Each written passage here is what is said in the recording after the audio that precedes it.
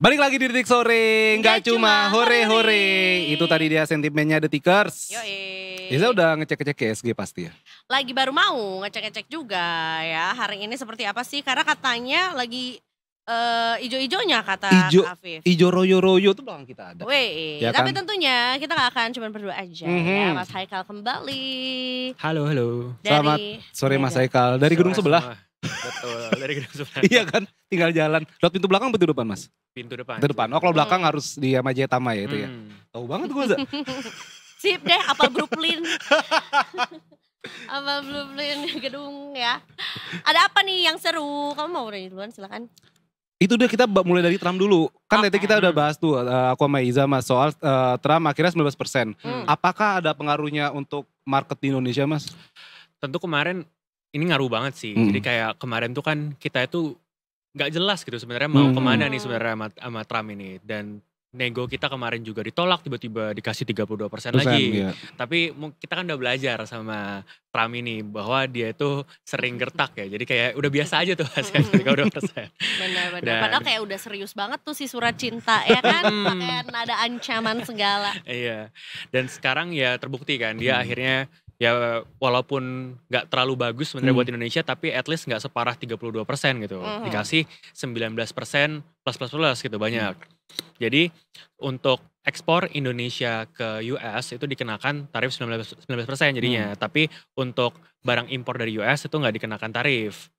Jadi kita tetap bisa impor ke US tanpa hambatan, tapi kita kalau misal mau ekspor ke sana dikenain tarif 19%. Terus juga ada agreement kita harus impor 15 billion USD energi dan 4,5 billion USD barang-barang agriculture. Di mana sebelumnya untuk full year 2024 kita barang energi itu impornya cuma sekitar 2,92 billion Mostly USD. kita dari mana sih selain dari US untuk Impor energi. Impor energi kita sebenarnya lumayan diverse, kadang ada dari China juga, Iya, ada iya, dari iya. kalau kayak oil tentu dari beberapa macam kayak Saudi segala macam. Tapi kalau US kan salah satu yang punya reserve minyak paling gede juga. Jadi kita salah satu impornya juga banyaknya ke US. Tapi kalau sebenarnya kalau secara keseluruhan trade partner kita ke US itu sebenarnya nggak gitu besar, cuma sekitar 30% dari total trade kita. Lebih gede itu sebenarnya ke China kita. Tapi tetap aja matters lah angka segitu. Betul, belum lagi itu ya aeroplanes juga. Iya betul.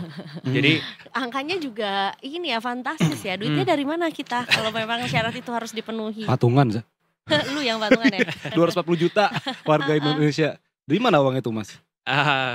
Tanya Danantara. Iya, benar. Mau ya gimana tuh Boeing gitu kan. Nah tapi kalau tadi dari energi sebelumnya kan itu cuma sekitar 3 billion naik jadi 15. Agriculture kita dijanjiin suruh 4,5 billion, sebelumnya juga 2,9. Yang mana kita itu sebelumnya kan sama US itu trade-nya surplus gitu, surplus Iya. 14 billion. Betul. Dan ini dengan Tidak disukai. 19% tarif dan janji-janji yang bakal dilakukan itu kita mengestimasikan kita tuh bakal berbalik sebenarnya jadi defisit ntar ke US. Kemungkinan range-nya di angka 3 billion USD sampai 11 billion, range-nya situ. Mungkin agak jauh tergantung sebenarnya impact dari tarif ini tuh elastis atau enggak gitu terhadap trade kita. Apakah ini ternyata berdampak banget atau berdampak tapi nggak satu banding satu gitu. And imagine akan sebanjir apa produk-produk Amerika ke sini ya ketika tarifnya memang beneran 0%. Takutnya malah untuk produk-produk yang kita juga bisa produce sendiri juga malah kalah saing gitu sama produk Amerika juga gitu ya. Kalau dari Atau logik itu gimana Mas? kami sih ngelihatnya pertama kan emang tarif dari barang US ke sini yang benar-benar tarif angka ya, bukan NTM, bukan non tarif measurement kayak dari misalnya kualitas atau apa, itu kan nggak gitu besar kan sebenarnya 0 sampai 5% juga. Jadi kayak sebenarnya kalau dari sisi apa barang yang kita impor itu mungkin bakal segitu-gitu aja kalau misalnya yang selain dari apa yang kita janjikan. Nah sebenarnya yang bakal berdampak signifikan banget itu adalah penurunan ekspor kita ke sana, karena kan pasti ekspor kita cenderung lebih mahal ketika masuk pasar sana. Terus kedua dari barang-barang yang udah dijanjikan ini gitu, karena angkanya cukup besar, apalagi Boeing 55 pesawat itu juga kalau diestimasiin bisa sampai 24 billion USD sendiri gitu. Itu masif banget.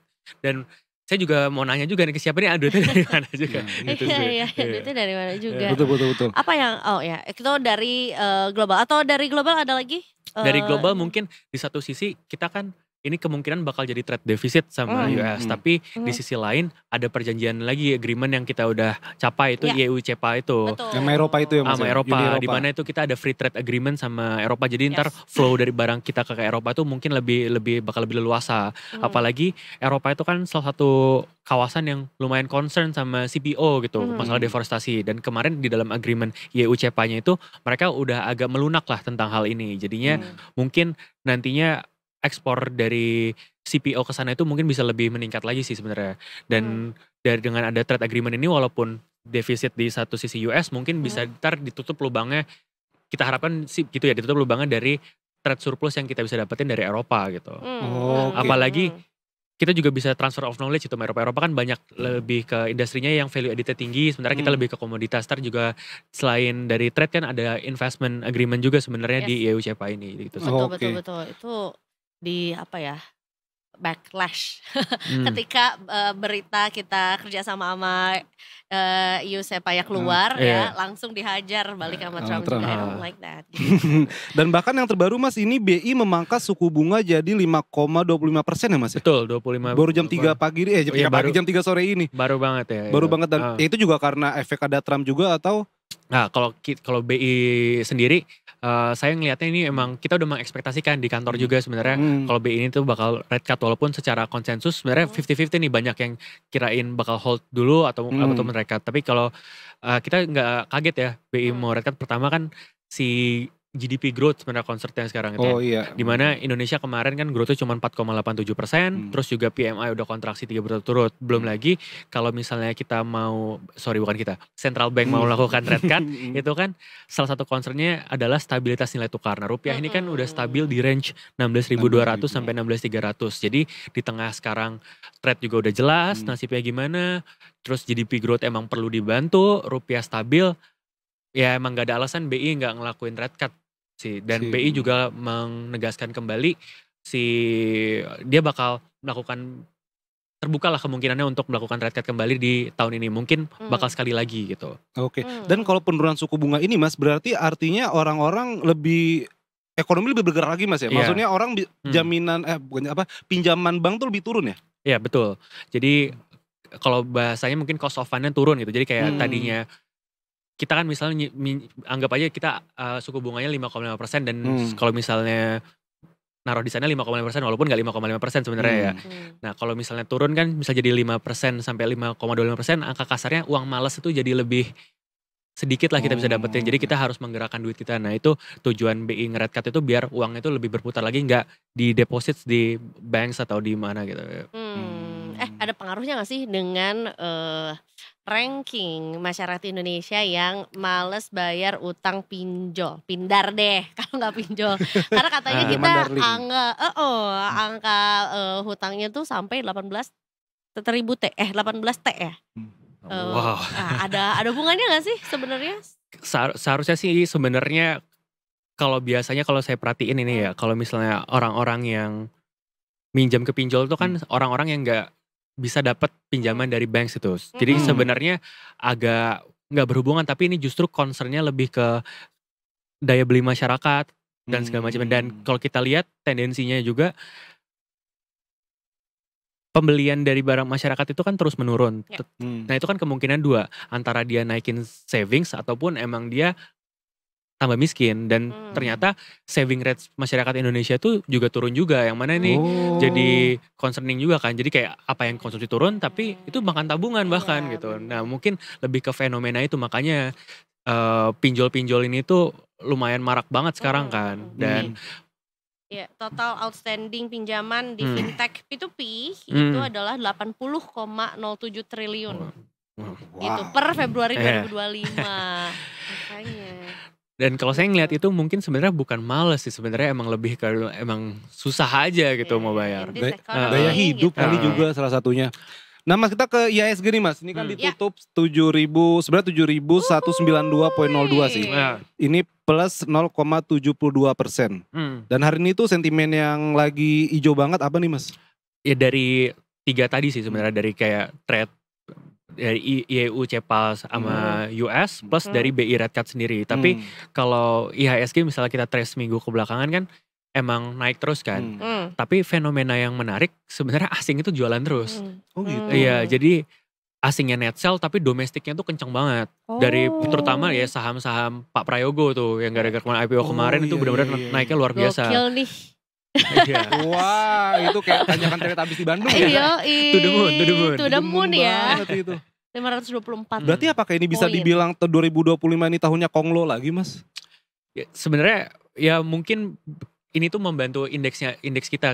Tapi kalau kita ngeliat saham-saham yang big caps, yang kayak big banks yang benar-benar udah established dari lama, itu asing itu masih jualan. Dan ini emang jadi penolong lah bagi IHSG biar makanya sekarang bisa naik sampai 7.100, 7.200 itu salah satu alasannya gara-gara grupnya Pak Prayogo gitu. Kemarin IPO CDIA, terus ada spillover effect-nya ke beberapa emiten lainnya dia ya gitu. Jadinya membantu banget buat IHSG ini. Gitu. Berarti selain dari emiten Konglo, Mas, apa aja nih emiten yang mungkin berpotensi ya bisa cuan lah di tengah bulan ini begitu? Iya.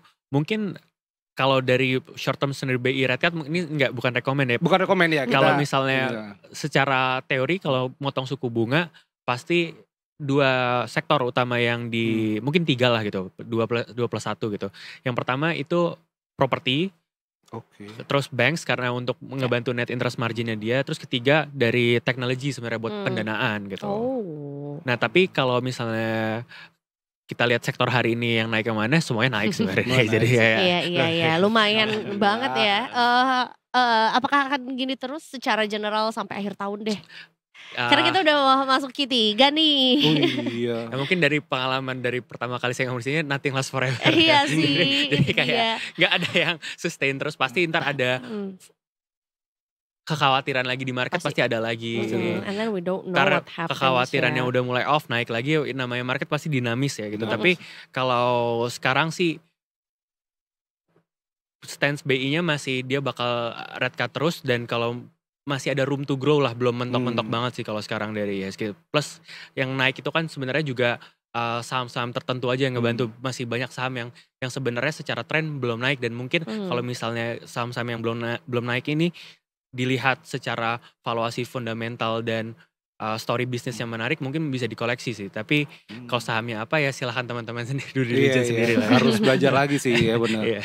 Harus cek-cek semuanya. Ya apalagi kan juga ya balik lagi ke Trump, kan Trump ini juga pengusaha, Mas ya. Dia juga kadang tadi juga kayak Mas Eko juga bilang nih masih elastis nih 19% ini kan. Ntar tiba-tiba Trump ini apa kayak aku bad mood Indonesia naik ini 50%. Bisa gitu gak sih, Mas? Kalau ini sebenarnya kayaknya kalau saya ngeliatnya udah hampir fix 19%. Maksudnya elastis itu efek ke ekspornya. Jadi kayak ekspor di Indonesia itu kan, ekspor Indonesia ke US itu sekitar 26,8 billion USD.